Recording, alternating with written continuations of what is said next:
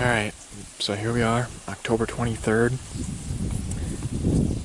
As you can see, I'm just on the ground again. Pretty crazy setup here.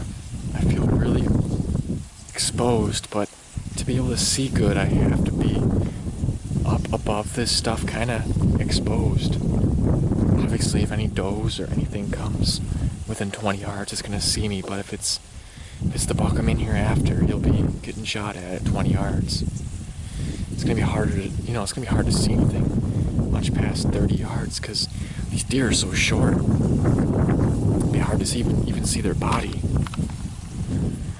The reason why I'm set up here again, last night I hunted this same cattail bedding area, but I was down to the south of me about 200 yards.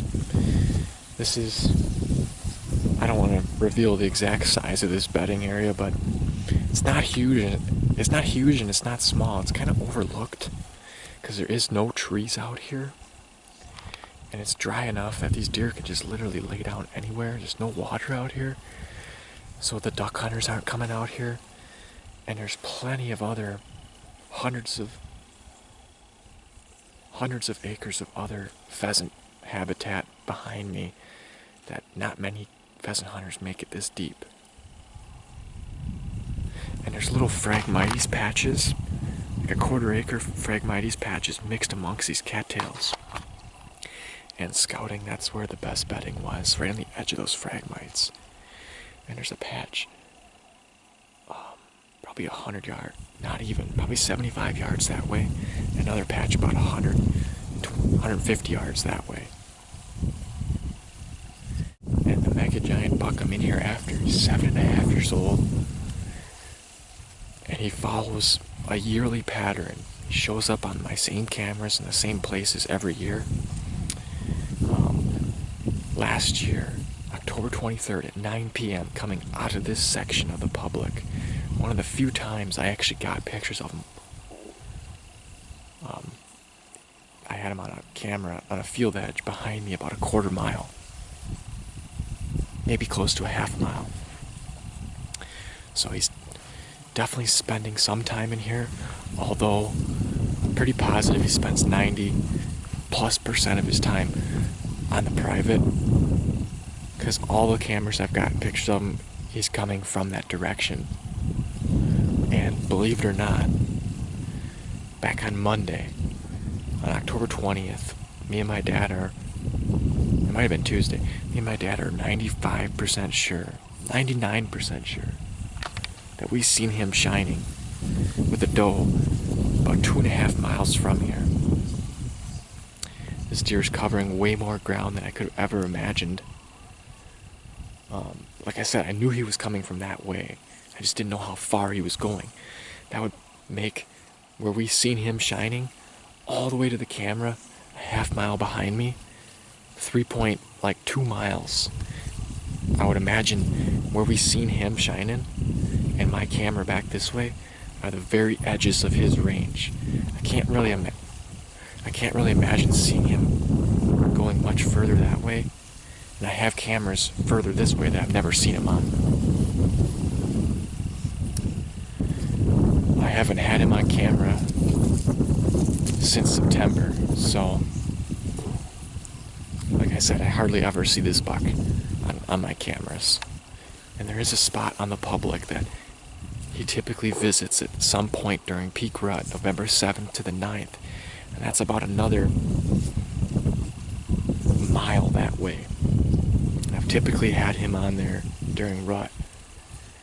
And that's on the very fringe edge of this public as well. So quite a long shot, quite a crazy, setup. I don't want to show too much of the background because people, I think, will be able to recognize this. The buildings and stuff around. Anyways, we'll see if this pans out. Last night I didn't see anything.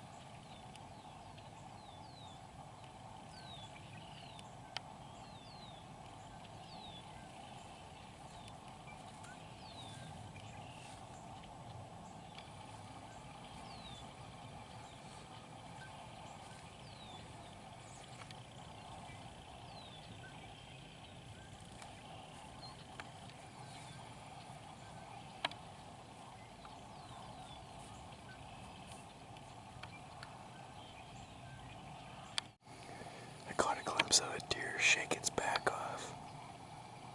Like the frost. Yeah, right there.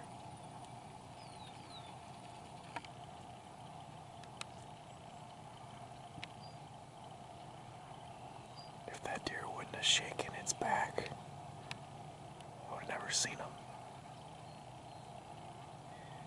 I think I might have spooked this doe in the morning. That's why she's kind of like acting nervous.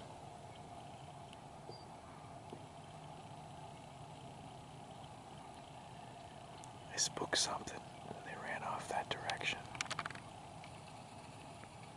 That little buck is still behind me.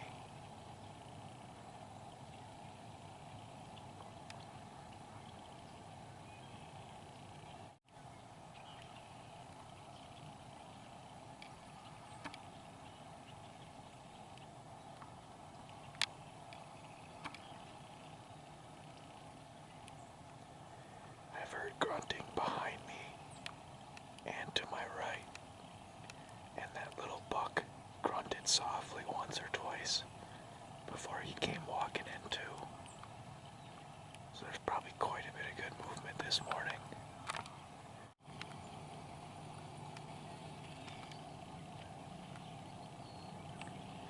That's probably the one I heard grunting to the right.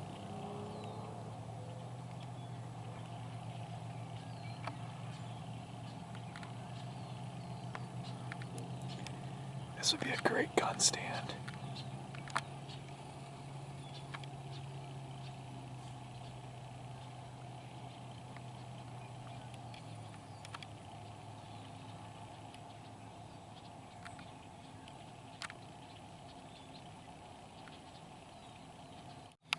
Another one.